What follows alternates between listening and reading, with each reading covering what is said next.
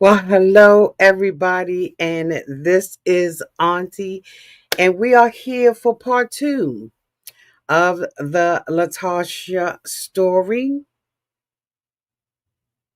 You broke my heart.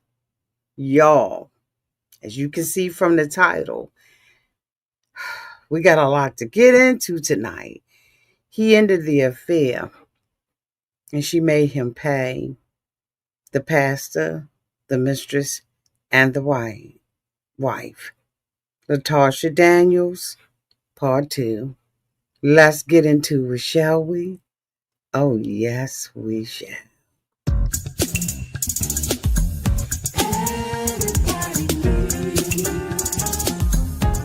A sweet old auntie. Thank you, subscribers, and my users and reviews, and all the y'all who have been here through the long. Shall we get into it? Oh, yes, we shall. It's time for Auntie Advice. Sweet old. It's time for Auntie Advice. Oh, yeah. It's time for Auntie Advice.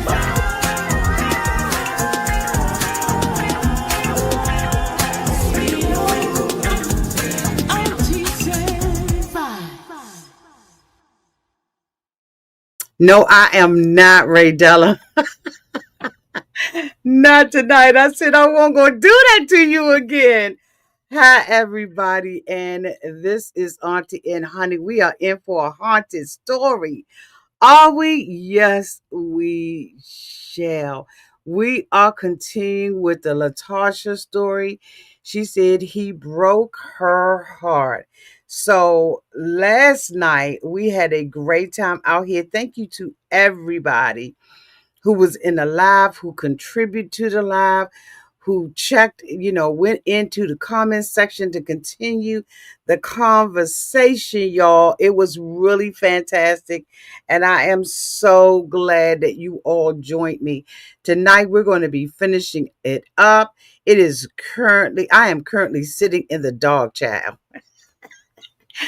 I'm sitting in the dog because I wanted to make it like a little bit more haunted, if you will. Did it work? Is that the aesthetic? Now I hate that my glasses are showing the screen that you all are on. Gotta work on that, right? But anyway, I wanted to make us, like really get into the feel. Plus, it is raining. It is cold here in the DMV. And I got my jammy jams on, okay? So I was like, okay, go Auntie, get into it, girl. Get into it. All right. So y'all, yesterday we had a time setting the stage for the story. We went over the relationship, how it started, how she met him, Pastor Brodus Perry, the move, the breakup, the makeup, how he treated her, how she was on vacations with him, and everything else, right? It was just a crazy mess. And now tonight we're going into the nitty gritty. I'm also going to be sharing with you what happened with the wife, what her testimony was. It's going to be a little brief, right? But nonetheless, we're going to talk about what the wife experienced at the hands of Miss Latoisha Daniels. Now, yesterday, I kind of concluded, just based on my first assessment of what is going on, is that Latoisha decided that it was okay for her to be in a relationship with with the pastor behind his wife's back. Now, she was told about some dumb non-monogamy situation that the wife had agreed to be in, yet she never went to the wife to confirm if any of this was happening. She never went to her and said, I know we sharing the same man. She never went to her to ask, about anything. Okay. She just wanted to have this relationship with him. She started off saying that she was going to the pastor because she was having problems in her second marriage. And during the session lasted for 2 hours. She talked about him having his hand in his jacket pocket because he wanted to be a gentleman and he wanted to be respectful. And that led to the two of them kissing and going into a full-fledged relationship with one another. Okay. She talked about going on trips with him and when she went on these trips, the wife did not know how they use other people, unbeknownst to them, to cover their affair with one another. They ensured that someone else was always with them so that it did not give off the appearance that the two of them were in a relationship. However, they did have another couple who was fully aware of the relationship. She talked about being in a hotel room, and every time she stayed with him, she had to be butterball. Okay, that he did not accept that. She had talked about getting into cigars and getting into bourbon and buying those things for him, designer clothes, sportswear when he wanted to do, exercising. She talked about a $2,000 bicycle that he wanted her to buy, and she could not do it, and he was very angry at her. She also talked about when she was not in compliant with all of the rules and regulations that he had for her, that he would withhold affection from her as if she was owed affection.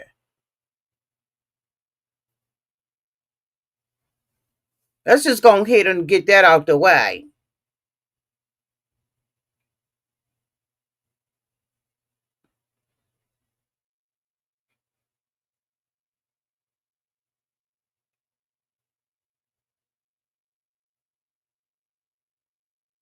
She wasn't owed affection because this was somebody else's husband.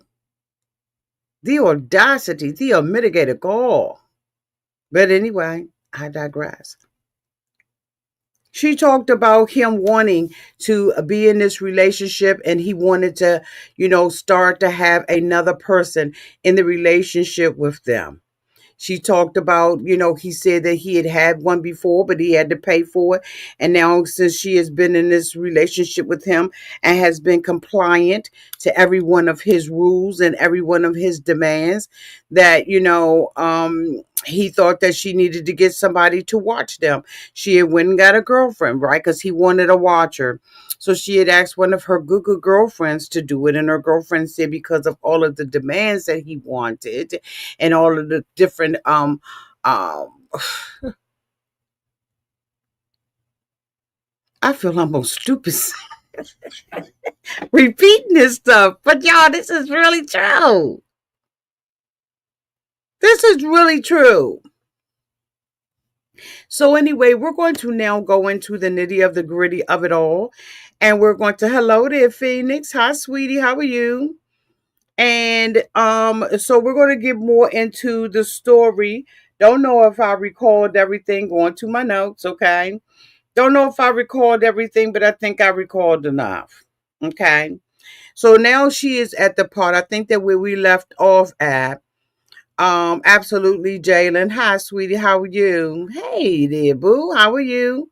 Welcome. Welcome to the live, y'all. Thank y'all so much for liking, comment, and for sharing the video. I appreciate you all telling your friends that there's an old woman out here by the name of Auntie Advice who is covering all kinds of things from Married at First Sight to 90 Day Fiance and on to crime. Okay, but let's get into it. So we are halfway into the testimony of Latoisha Daniels. Okay, I believe that's her name. If it's not, charge it to my head, not my heart. Okay. Um. So anyway, so here we are. So she says that the two of them were together. She wasn't sure whether or not he was going to come to the hotel. He came to the hotel. He was very rough with her, if y'all know what that means. And so, he withheld his affection from her. She said he rolled over. So now we're at the part where she's saying that he got up in the morning and was unwilling to even take a shower. So she starts with, where are you going with where where are you going still smelling like me? And he was like, none of your business. So she was like, since when did you not tell me your schedule? And she said, and he left. Well, he was getting ready to leave. So she said, I got up, I got dressed. And as I got dressed, I grabbed the key card for the room off the thing, and he laughed it off and left. She said later on, I text I texted and said, hey, are we meeting up again? And he was like, I'll let you know.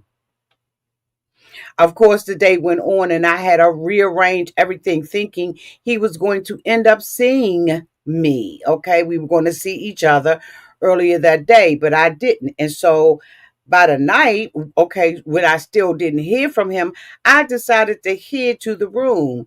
And as I was going, he was there. But in my wanting to head to the room, I had made the decision that I was going to off myself.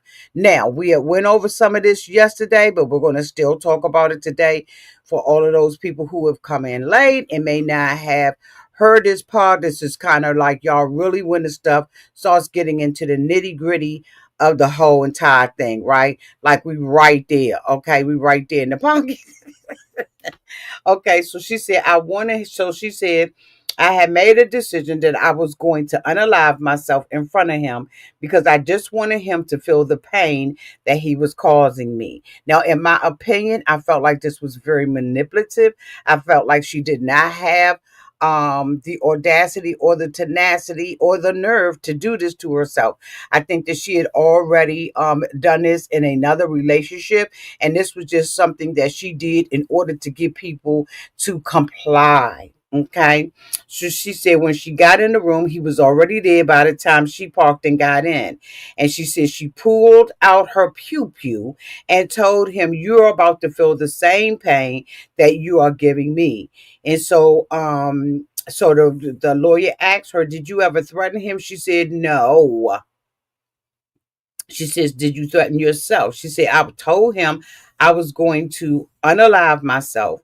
And she said, and what did he do? She said, he began to tell me no. And he kept saying that he loved me and that we can fix it. And I was like, you're treating me so bad. And he was like, that's not, I love you. I love you. And eventually he talked her into putting the pew pew on the counter and coming over and sitting and talk to him. She said, did that restore a reason for you to live in that moment? She said it did. So all it took was for him to say that he loved her enough for her to, okay, girl, stop. So anyway, so she asked her, she said, was this the worst first time that you had gotten to the point of hopelessness, that you felt like you needed to unalive yourself? And she said, not in a relationship, no. She said, have you struggled with ideations before? She said, yes.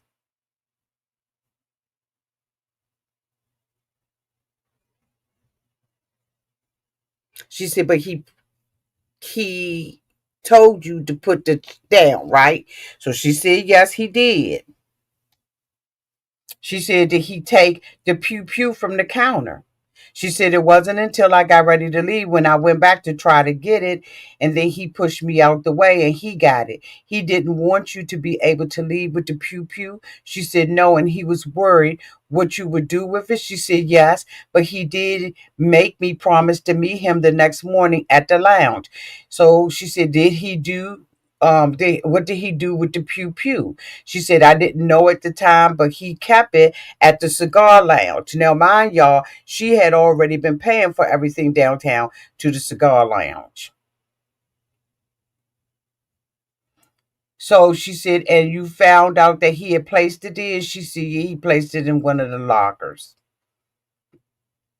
She said, after that, what happened? Did you realize that you needed a little bit more time What did you do? She said, I made a plan to go and stay with a friend and a therapist, but I needed to get away and have some extra room. So she said, and so I just told her that I needed her to watch me and just be there if I needed her.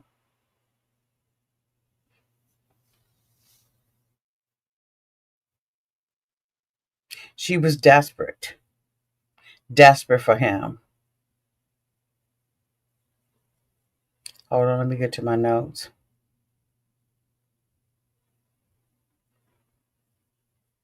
She said, okay, so now here we are where we left off. We are now on April the 4th of 2019. She said, so the lawyer said, can you tell me about the text that you got on the 4th of 2019? She said, I sent out our regular good morning. I didn't hear anything from him that morning. And later on the afternoon, I saw, he had responded. So I opened it up and he said, I think our time is up.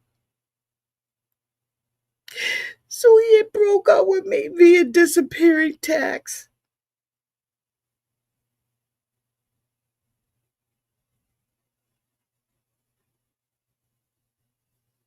Not the Confide app. He did not use the Confide app to break up. She said, how did that make you feel? I felt so used and worthless. And I just felt like trash. I didn't feel like trash sleeping with that woman's husband for 2 years. I didn't feel like trash getting other people involved in our relationship, hiding and slipping and diving. I didn't feel like trash making love to him and staying in a hotel, knowing I was with somebody else's husband for 2 years. None of that made me feel like trash. What made me feel like trash is that he finally ended it and he did it through a disappearing text. Maybe she wanted to just stare and gaze at the text. I don't know. But none of the other things that she had been doing for the last 2 years did she give a fuck about, and she never felt like trash. Standing in that pastor's white face Sunday after Sunday, meeting after meeting, Tuesday after Tuesday, Wednesday after Tuesday, ministry event after ministry event, she never felt like trash. Because she said that he was giving her everything that she needed, how she needed it. She said, like, who throws somebody away? Who says that they love you? How do you react after you read that? She said, how'd you feel? She said, I wrote a note.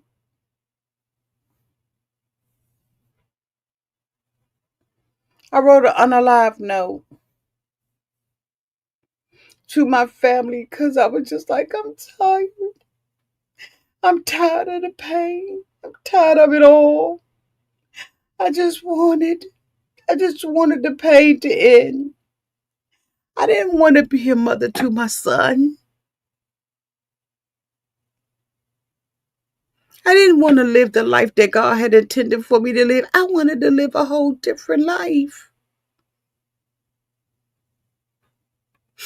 I wanted to be that whore.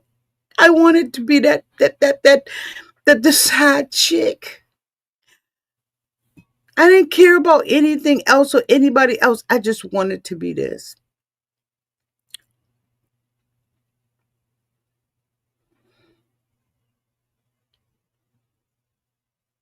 She said, so I wrote a note. But the note that I wrote never got out. My family never knew about it. Oh, but there was a sister or sister-in-law that was helping her that she just knew would get to know. Manipulation. Knowing you would never do it. Because as I said on yesterday, typically when someone does something like that, you don't know. And most of the time, there are no signs. So anytime you got a sign going on,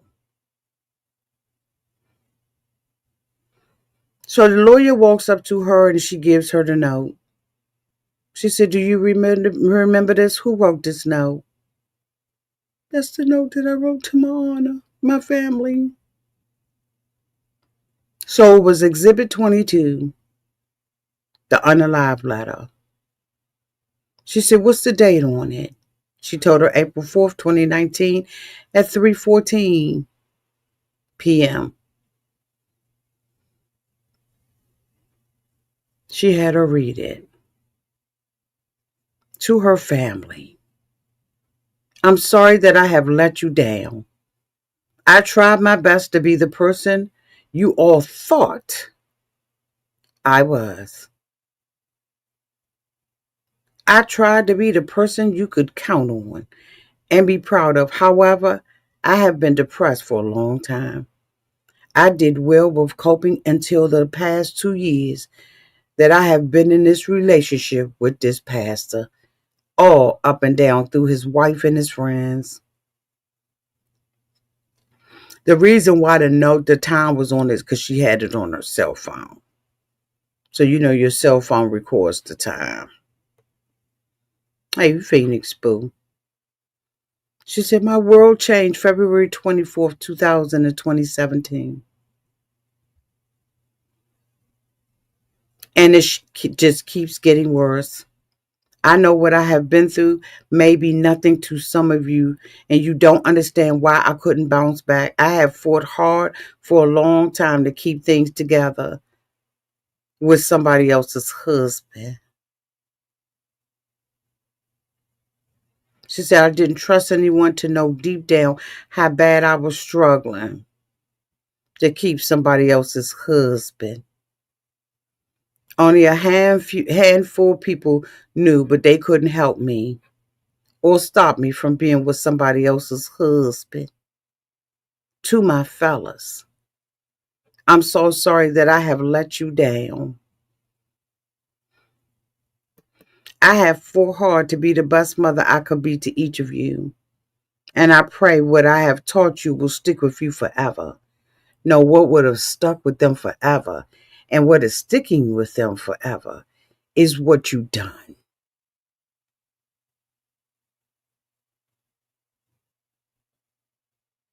That's what's going to stick with your boys forever. I'm not going to read the rest of it because I felt like it was bullcrap. Y'all let me know downtown in the comment section. I thought it was very manipulative. I thought it was very self-serving.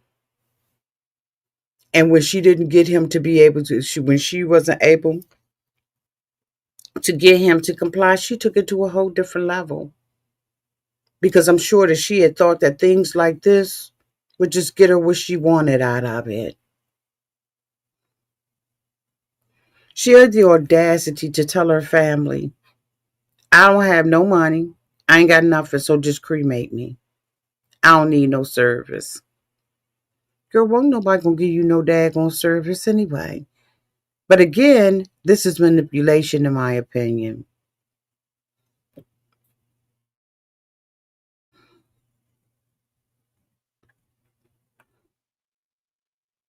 And she keeps saying, "Sorry for letting you all down." Then she goes back.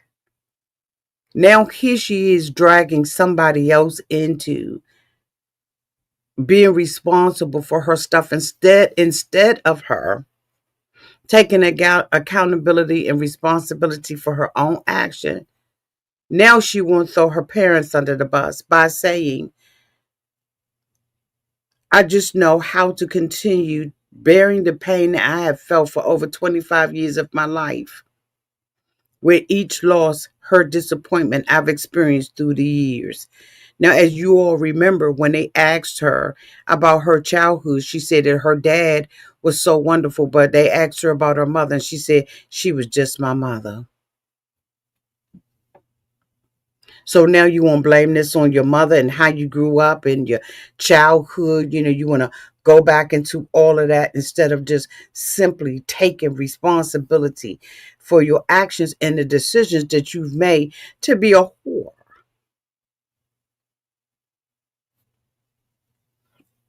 She said everything that all the hurts and disappointments she's experienced through the years, it only added to her current state of mind. Girl, if you don't take responsibility for the stuff, wasn't nobody there when you could nobody stop you from throwing your legs up in the air.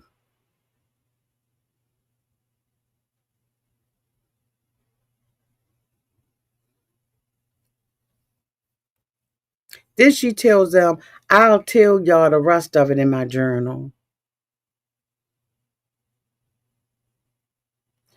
The lawyer asked her, where did you leave that? She said, I left it in my phone because I knew my little sister would find it because she helped me with my appointments. And that's the phone she used for making my appointments. She said, did you leave it behind for her to find it? She said, yes. She said, what did you do after you wrote the note? She said, I drove to Sherwood to go and purchase a pew pew. She said, why did you go and purchase a pew pew? Because I didn't have my other one. And so what was the purpose, Latasha, of the gun? She said, I wanted to end it, okay? And I felt like that was going to be the best way to do it. When you went to the store, Latasha, were you buying a pew pew to off yourself or were you buying it to off him, someone else? I was buying it for myself. Bullshit. Because if you were serious about it, not that I want anyone to do anything like that, but common sense just says before you write the note, you already got your supplies. Girl, you was an educated woman with what, a master's degree? Ain't nobody stupid but you, in my opinion. She said, I had a whole plan. She said, so what was your plan? I didn't want to do it in my house because my son lived with me. So I decided I was just thinking about all the pain to go to the park in Jacksonville, Arkansas. Well, how far away from Little Rock was that park? A 20-minute drive. And the reason why I chose that was because that's where he was from.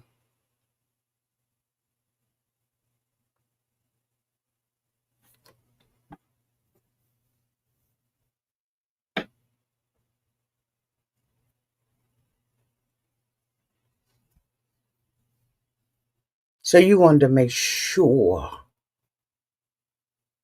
that the police detectives and everybody else that tried to solve why you would do this would draw back to him. But yet and still, you wrote a note before you went and got everything. You had a whole entire plan. In my opinion, that's premeditation.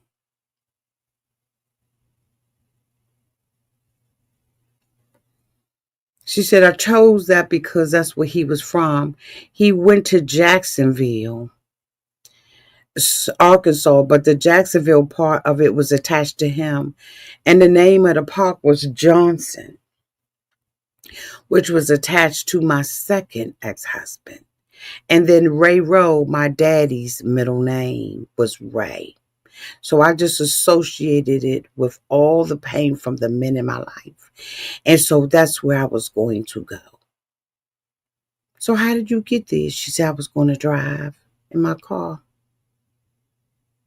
From my home, it would have been a straight down 440, Interstate 440. She said, so what happened while you were driving to Jackson Park? As I was driving, I saw the Memphis exit. And so that's when I was like, go talk to Tasha.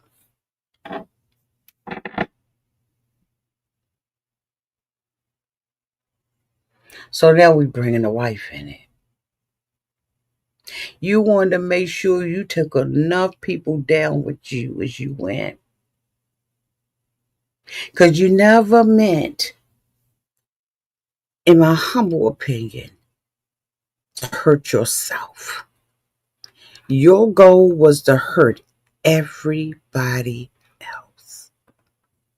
So you left little breadcrumbs along the way. Y'all tell me in the comment section if this ain't some disgusting right here.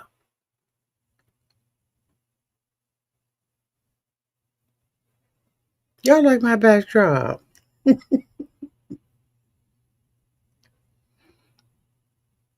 She said, I took the Memphis accent. And so I was like, I'm going to go talk to him. And Tasha, just go let him see you. Go see why and what I did. I just drove so I can see him face to face and hope that I could get something from him besides the fact that he broke up with me with a disappearing act. And mind you, y'all, while she is saying all this, she is boo-hoo crying. She putting on a show of her life.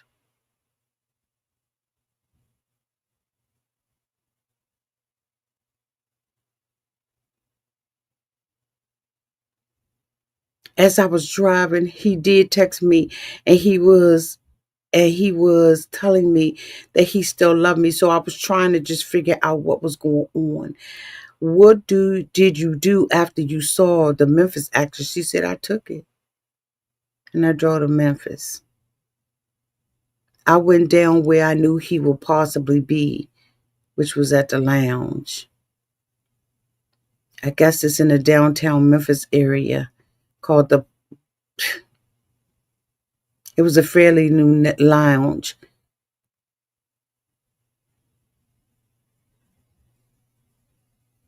off of Mississippi Boulevard. One of the members had told them about it. She said, so did you go to the place to look for him? She said, yeah. She said, do you remember what time you arrived? I just know it was dark. And I circled around looking for him for 30 minutes. But prior to that, I had left a note. A note that was not sincere.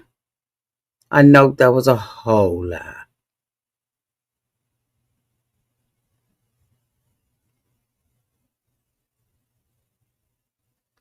A whole entire lie.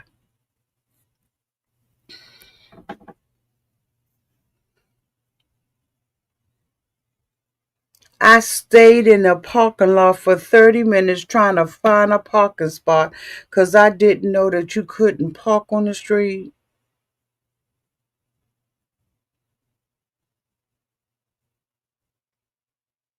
She said, so let me back up for 1 second. So when you went to the store to go and buy the pew pew, what did you take with you? Just my license and my debit card.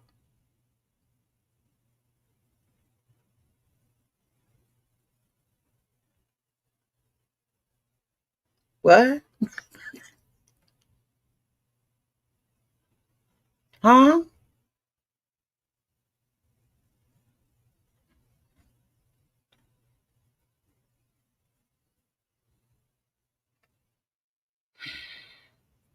She said, where was your purse? I left it at home. Did you bring any necessities with you to the gun store? Yes. And you left the pew pew store right after you purchased the pew pew? She said, how did you select the pew pew? She said, I just went with what was cheapest.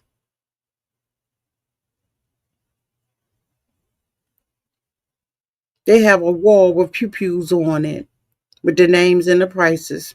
So I just chose the cheapest one. She said, so how did you select the ammunition? I just bought whatever the guy told me to buy.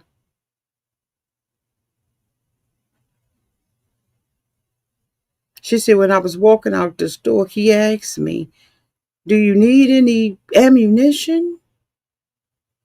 And she said he told me whatever he recommended. I was like, okay. She said, did you see the video where he was showing you different types of ammo? She said, yes. She said, is that what he was saying? She was like, yeah, but you couldn't hear it.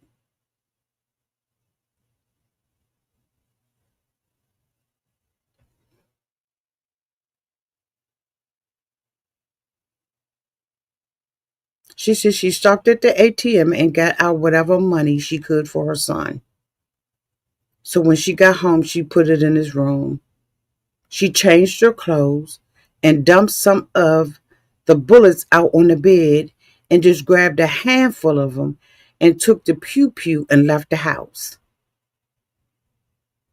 Once she got in the car, she was trying to hurry up and leave because she didn't want him to come home while she was there.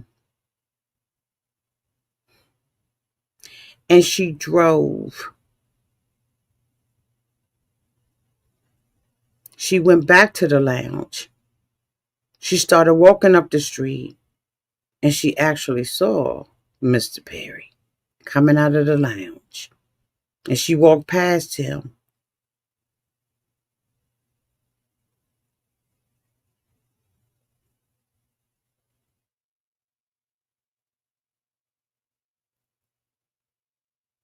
She said she didn't approach him because she didn't know who was in his company. But she said if he acknowledged her, then she would have come over and have talked to him. She said, did you come into his sight? She said, yeah. So you're just going to walk past me and not say anything? At that point in time, they didn't engage with each other.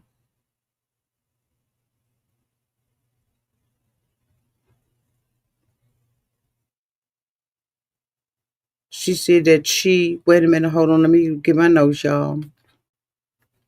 She said, did y'all figure out what was going on? She said, well, we decided that because he still has a thing and I still wasn't on board with him for this non-monogamy and have been able to see other women. She said, so I came and to the thing and told him that.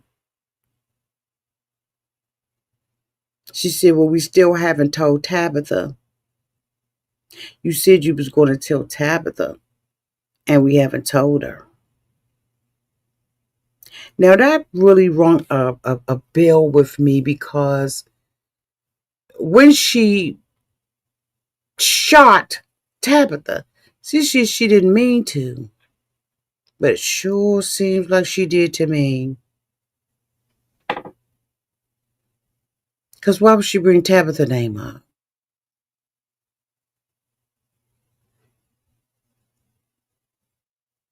She said he had to go to his boss' house to drop something off, so he gave me a backstory as to what to tell her if she asked me while I was still in town, and he left. Before leaving, he came to the resolve that once he told Tabitha about the relationship, we had a trip that was planned for us to go to. We were going to go to Kentucky.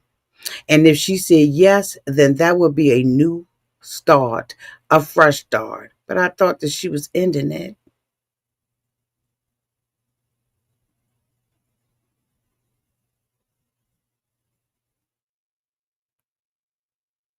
She said she put the GPS in the car. She said I just placed the GPS in.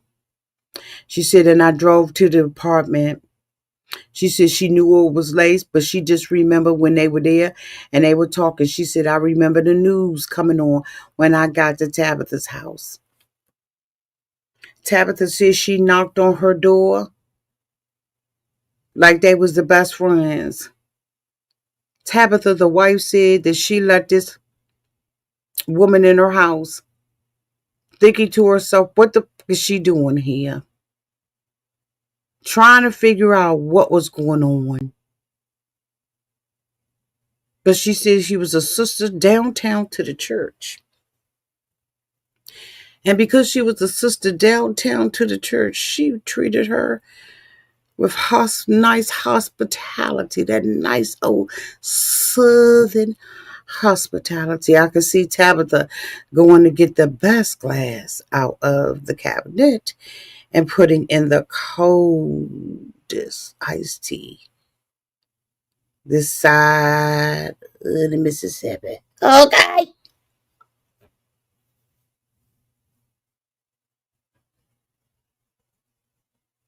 They asked Tabitha, did she have any problems with her? Tabitha was like, no. But I was curious as to why she was at the house. She wanted my husband to get home.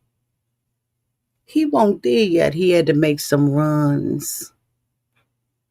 So the hoe came up in their house and sat there with the wife, waiting for him to come home. Doing small talking, talking church business with a pew pew on her. Can you imagine? Being totally clueless because your husband is out here sleeping with a woman, been with her in a relationship for 2 years, playing with her mind, playing with her emotions, and spending her money.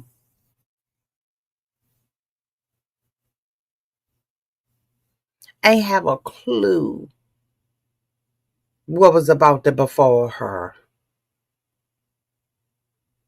with this whore sitting in her house talking about she wanted to do something to herself, but waiting for the opportunity to get back at this mofo. It took her 3 hours to get to the house. At any minute of those 3 hours, she could have turned around, but she didn't. She said it takes 2.5 hours for her to get there. She said, so how long was you talking to Brodus?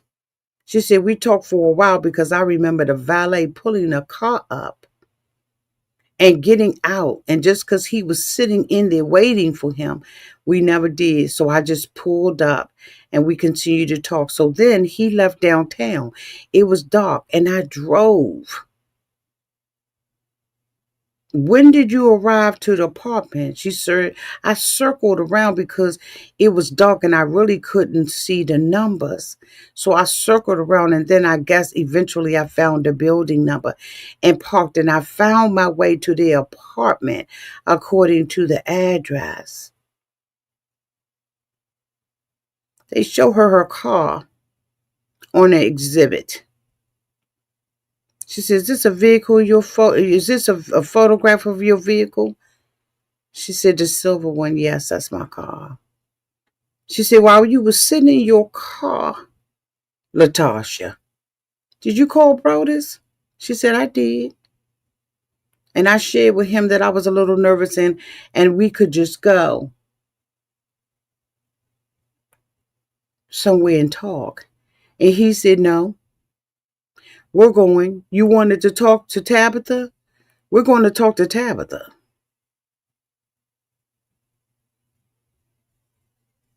You said you wanted to talk to Tabitha. We're going to talk to Tabitha. Because what you're going to stop doing is putting this stuff over my head. He said before she walked inside, was there a time you called him and he didn't answer? She said, no, not that I recall.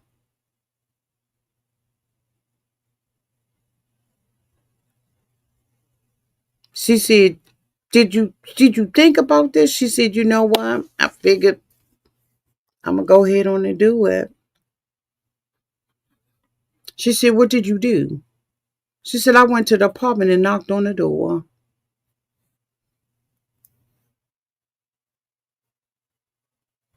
Miss, I'm going to do something to myself, leaving notes in my phone that never got sent.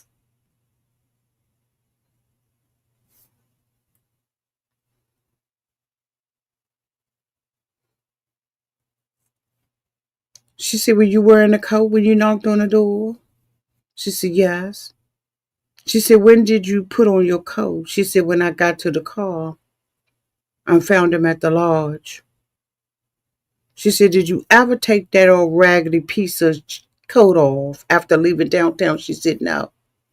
She said, so when you left downtown, how did you describe your feelings, Latoisha? She said, I was still hopeful, but just in case all hope was lost, I had a little pew pew. I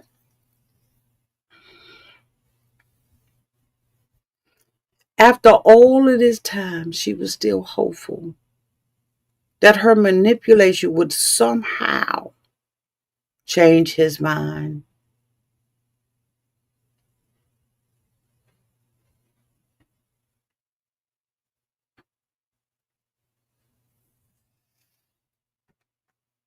She said was a little hopeful. I was like, okay, maybe, we can get some resolve. I can get back and we can get back to normal. What a delusional heifer. Y'all want to call her all kinds of stuff, but you two told me pipe it down. She said, I was like, okay, maybe, we can get some resolve. I can get back to normal. She said, and so that's what I was focused on. And when he insisted on telling Tabitha, did you get even more hopeful? She said, girl, hell yeah.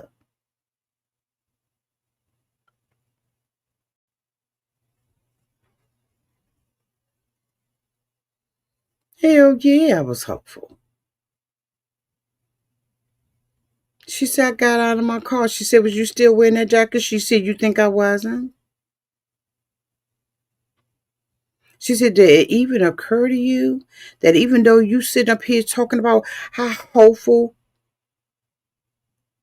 that you were, that you still had that pew pew in your pocket?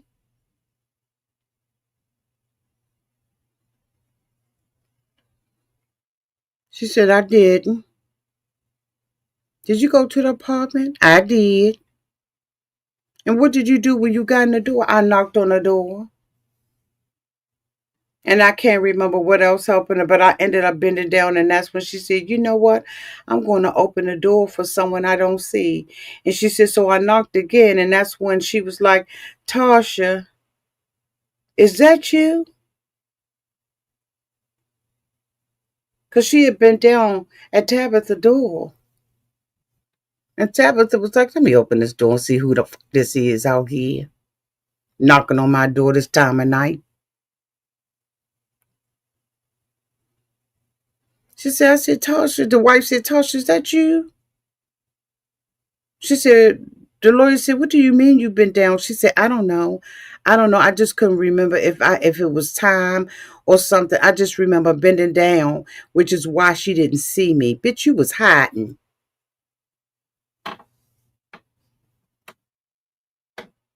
You was hiding, Huffer. You raggedy.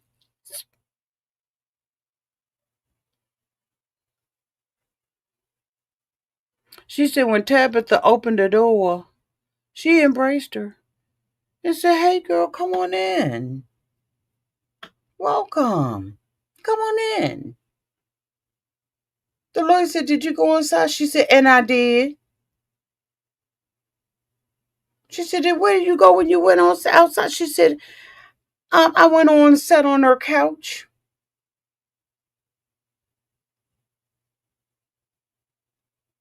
She said, and so where the wife went? She said, and she sat on the other one.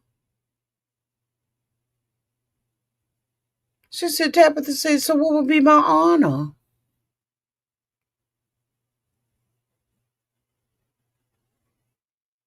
She said, you were seated on the side with Tabitha? She said, and I was. And she said, and Tabitha was sitting on the other side, and she was. She said, did you talk to Tabitha? Because this is some crazy. Did you talk to Tabitha? She said, yeah, we talked. Child, we talked about tennis. Like, yeah. I came up in his wife's house with my crazy and talked to her. She said she made a call to the pastor and said, "Hey, Latoisha over here." Man, I know his heart was in his drawers. He said, "So what did she say? What is she saying?"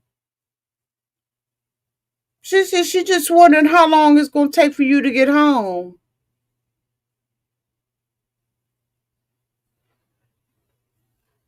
She said she had a surprise for him.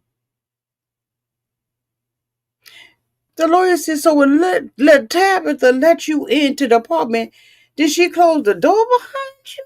She said, "Yeah. We were sitting alone in the apartment."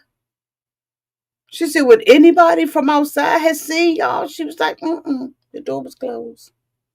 She said, "So how long did your crazy ass sit there and talk to Tabitha?" "So no, we was just kicking about what we was talking about for like 15 minutes or something."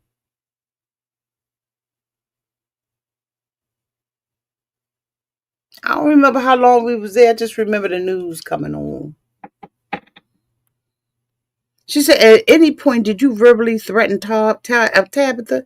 She said, "Mm-mm." She said, "Were you trying to hurt Tabitha?" She said, "Mm-mm, not at all." She said, "Were you happy to be there to have this conversation with Tabitha?" She said, "And I was."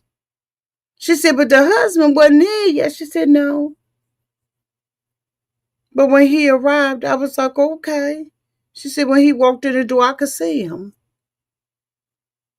She said, "What was his demeanor? Like, well, how was he looking, girl? Girl, tell me. Give me the scoop. How was he looking when he came up in there and saw you sitting up there with Tabitha?" She said, "He came in, he didn't even look surprised or anything, which is what I thought he would do since he knew I was going to be there. But he was just like, okay, what's up? What's up? You got a surprise?"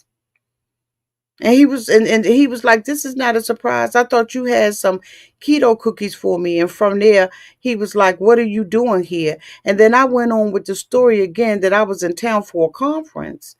And we just kind of started engaging in small talk. And he came and sat beside me. And then after about a minute or so, I was like, "Would you like me to pour you something?" We was like, "Okay, what you want? You want some bourbon?" So the wife got on up, Miss Tabitha got on up as the hostess with the mostest and poured the bourbon. She said, "Did you accept it?" "Did you accept it?" She said, "And I did. And I did." She said, "So where was he sitting?" She said, "He was approximately about a foot or two from me, and I put him back up from the he was in a blue chair." The lawyer pulled up the picture and said, "I know you ain't talking about the blue chair right here." She said, "Yeah, I'm talking about the blue chair right there." She said, "And where was Tabitha?" She was seated there. She said, "And you really accepted that bourbon?" She said, "And I did." She said, "Did he make any comments about you drinking?" She said, "He came back and sat down, and as we was talking, we did what we did." So he told her, he said, "You might have to stay tonight. You've been drinking." So she said, "I'm thinking, okay, well, this is about to get into the conversation, but he never would give me eye contact." She thought that he was going to talk to her and Tabitha at the same time. She said he continued to make it like we have to clean out the bedroom in there because it has a lot of clothes. And she said, but I'm still looking at him to get to see where he was going with this. But he never did lead into the conversation. He actually started asking me questions like, "So where are you staying in Memphis?" And I'm like, "That wasn't part of what you told me. you was going to say. She said, so I don't know Memphis. He knows I didn't know Memphis. And so I didn't know what to say. So finally I said in an Airbnb. And then Tabitha was like, well, bitch, where? Where Airbnb?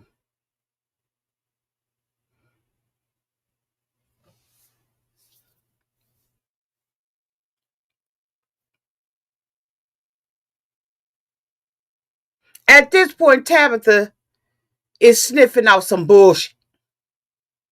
It's manure everywhere, and Tabitha's starting to smell it.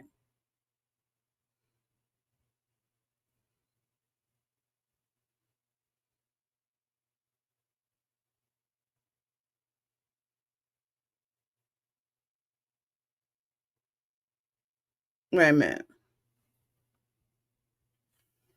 I lost my place in my nose because I had gotten into it with y'all.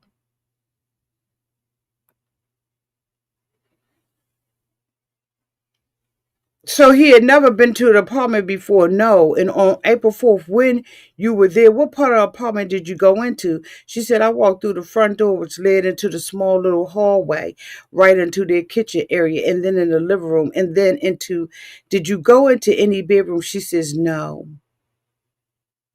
Did you ever go into the guest bedroom? She said, and I didn't.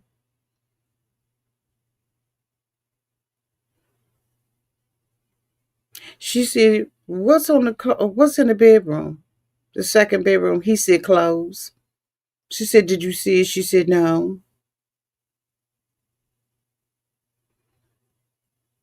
She said, when he was talking about clearing off the bed and for you to sleep over, did you think that he was jumping off point to talk to Tabitha? She said, I thought so. She said, so how was you feeling at that point? Nervous. Were you also excited? She said, I think I was more nervous because I just didn't know which way he was going. The way he won't go on is talking to Tabitha. She said, so at some point, Latoisha, did you lose hope? She said, yeah. And you said you were going to leave? She said, yes. Why did you decide to leave? She said, I saw that it wasn't going anywhere. Like I said, he was not giving me any eye contact. And the more that he wouldn't give me eye contact, the angrier I got, the more desperate I had become. And I said, I ain't leaving up out of here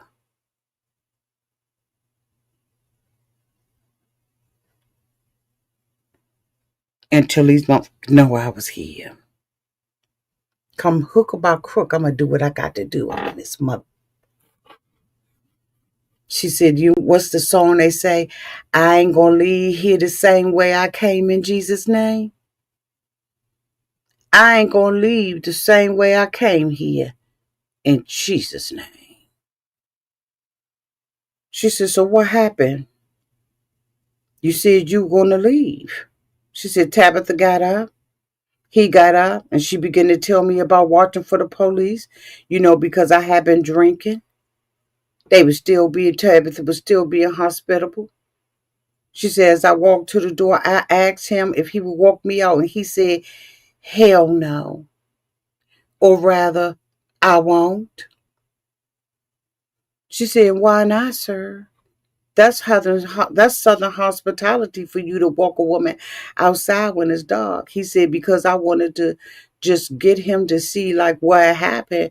She said, why didn't you follow through? She said, but he refused to walk me out. So Tabitha opened the door, being hospitable, and was walking out. And I was still trying to get him to walk me out. And as I reached into my pocket and got my keys, I remember being outside the door. And then the next thing you know, I was standing in the kitchen. She said, do you deny that you shot Bruce Perry? She said, no. She said, do you deny that you shot Tabitha? She said, no. But I know it wasn't intentional. She said, did you mean to shoot Tabitha? She said, no, I wasn't trying to hurt nobody. She said, so when you went to that apartment today, did you intend to use a gun? A pew-pew? On him or Tabitha? She said, no. So why you bring it? She said, I went there thinking I was going to get some kind of ending to the relationship. The text message was the ending to the relationship. The him not calling you back. The him not drinking bourbon with you. That was the ending to the relationship, you lying.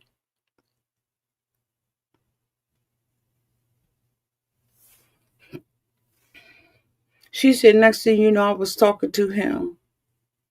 We had a plan, and I was either going to be the start or the ending, but it was something that I see. Like I knew he wasn't just a disappearing text, but I still love you. So I went to the apartment, I guess for a lack of a better word, to get some resolve from that month. Did you hope that Tabitha was going to be open to this open marriage? She said, I was nervous about it. Next thing you know, this girl fires a firearm off.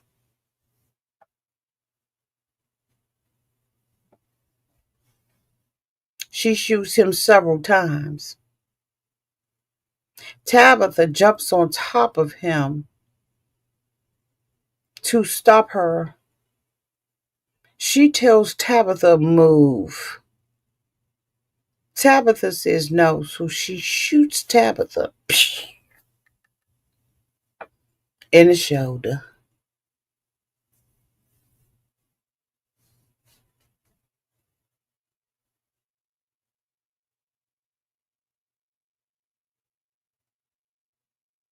Tabitha went down trying to protect her husband.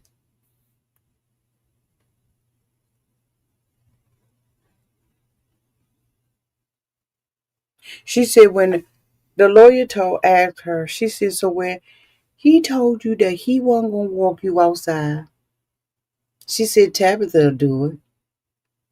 She said, how did that make you feel? She said, rejected and unworthy. Stupid. I was so stupid and it hurt so bad. She said, so were you angry or hurt? I was hurt. She said, were you thinking clearly when you pulled that trigger? She says, no.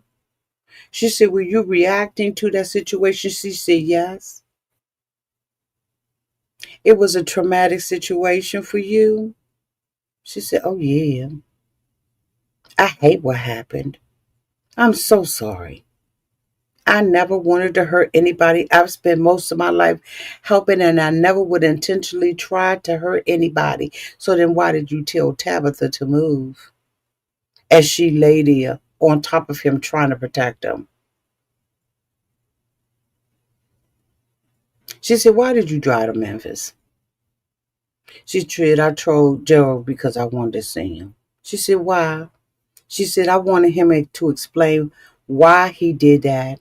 She said, did you hope that he would be back with you? She said, yes, I did. And I did. She said, did you have hope, some kind of hope when you went to the apartment? And I did. She said, did you break in that moment? She said, I was shattered. She said, did you ever intend to hurt Tabitha? She said, no. I didn't even realize I shot her.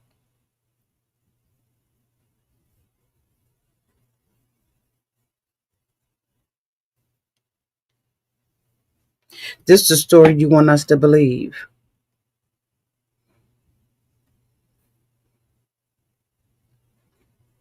This woman drove, went to the gun store, did all kinds of stuff.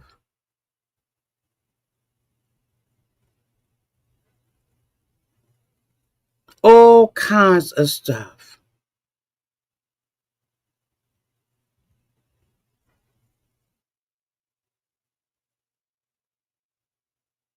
She said, and while they were gracious enough to walk you out of their apartment, Latoisha, after an unexpected visit, you got your pew pew out, didn't you?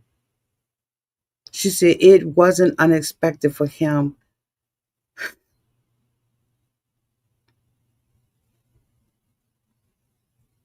She said her actions resulted in him being shot. She said, and then you shot her. She said it wasn't a conscious decision, but I did.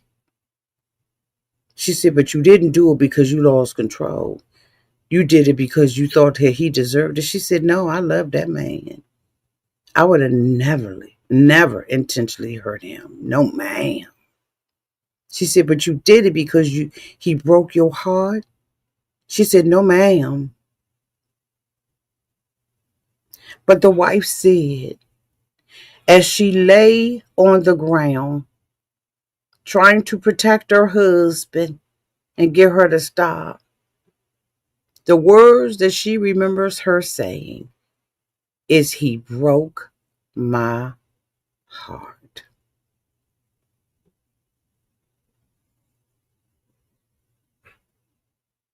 Let me tell y'all what the sentencing was. Just 1 second. Let me get the sentencing.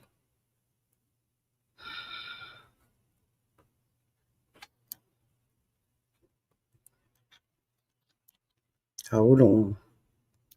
Thought I had it in my notes, but I'm looking and I don't.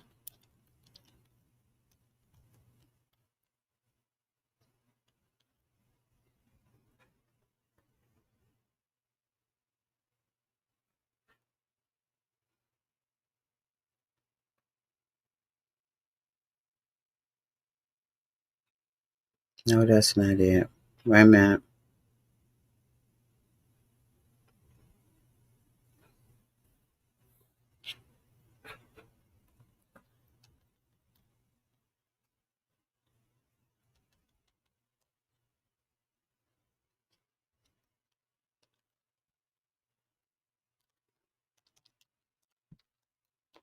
Hold on, y'all.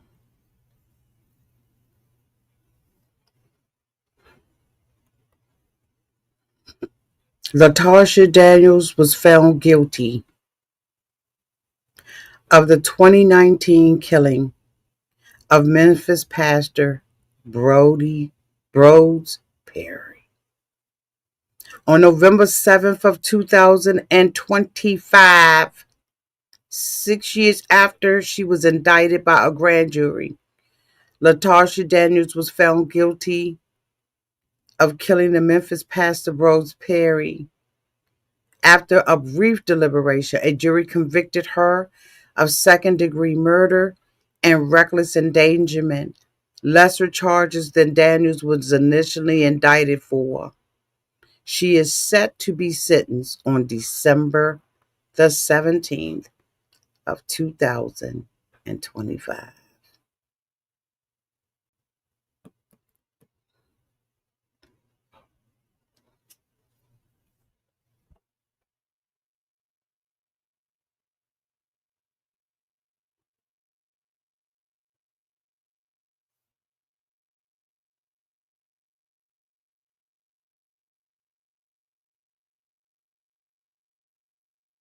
In every way,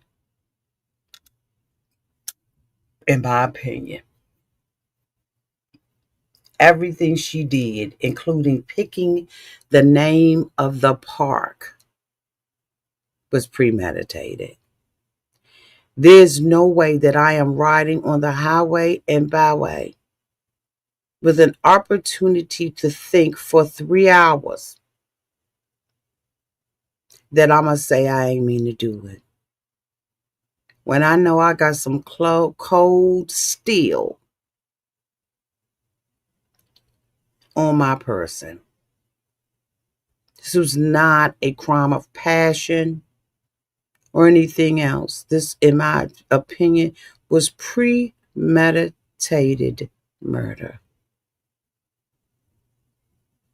She was sentenced, right, as manslaughter.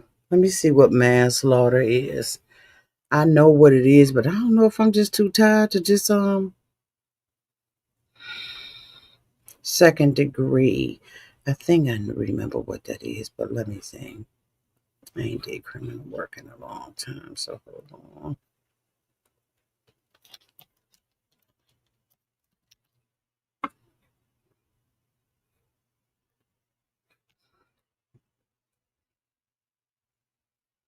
Second degree murder is a criminal charge for intentional killing that is not premeditated or planned in advance, but is still done with malice aforethought, meaning the killer intended to cause serious harm or acted with extreme disregard for human life.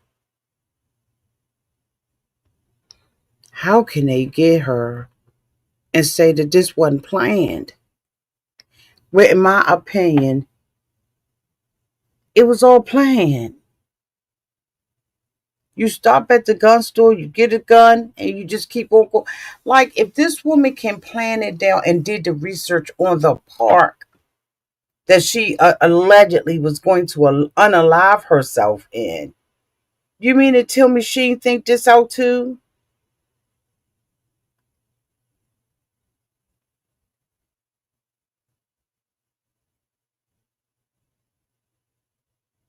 Mm-mm. I ain't got this to do. I do not have this to do. The wife Tabitha said that when she had gotten shot by this young lady, that she was having problems with her shoulder. When they went in to do the surgery to remove the bullet, they said they couldn't remove it. They would not remove it. Okay, remind me later. They did not remove it, could not remove it because it wasn't moving. She said weeks after, the bullet started moving and they had to go in and take it out.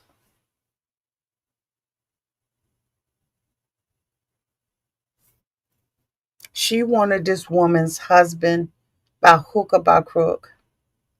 She would not let him go. But I'm going to tell you one thing. This is the kind of church fool la la I be talking about. It is so sickening that people will use the word of God, use religion, go to conferences, act like they doing a good work, and they ain't nothing but whoremongers behind the scene. Going to conventions and stuff like that, and you got other people who know about this ratchet mess that you doing, and they putting cover over you for this foolishness and this mess.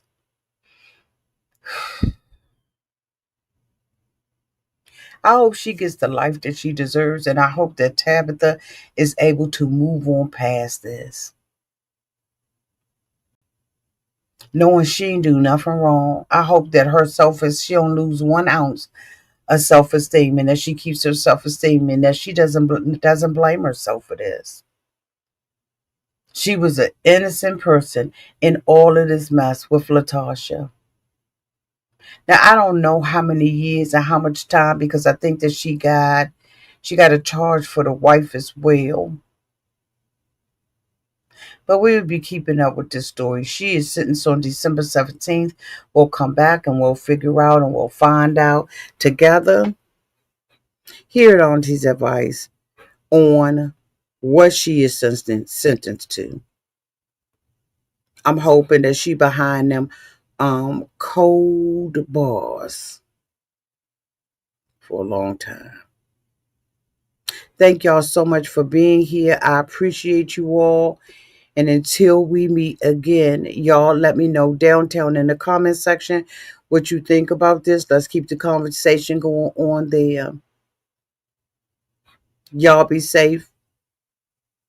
Ray Delacy, y'all need to hit that thumbs up button. She said and hype and share this video. That's what Ray Delacy is. She means exactly what she says.